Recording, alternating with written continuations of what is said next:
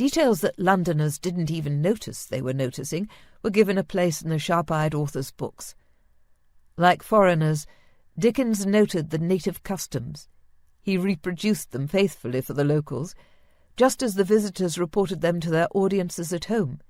In A Rebours, 1884, by the French decadent novelist J.K. Huysmans, the hero drifts into a daydream in an English bar in Paris, peopling the Parisian cellar with customers culled from his favourite Dickens novels. He settled down comfortably in this London of the imagination, believing for a moment that the dismal hootings of the tugs behind the Tuileries were coming from boats on the Thames.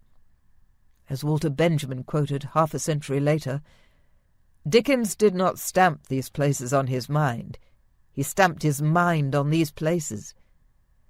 Dickens created London as much as London created Dickens. As the city changed, what was imagination and what reportage is blurred and become hard to distinguish. Jokes that Dickens readers understood, dry asides on the streets that he and they walk so regularly, for us lie deeply buried. This book is an attempt to bring these details to the surface once more, to look at the streets of London as Dickens and his fellow Londoners saw it, to examine its workings, to take a walk, in effect, through the city as it appeared in Dickens' lifetime from 1812 to 1870. Mr. Micawber, the young David Copperfield's feckless but faithful friend, offered his services on David's first day in London.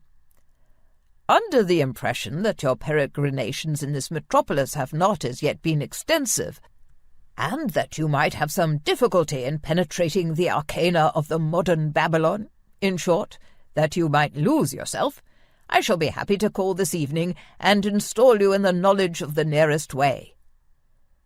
The arcana of the modern Babylon. Like Mr. Micawber, Dickens reveals to his readers the occult secrets of London, installing in us, his readers, the knowledge of the nearest and best way. The least we can do is follow him.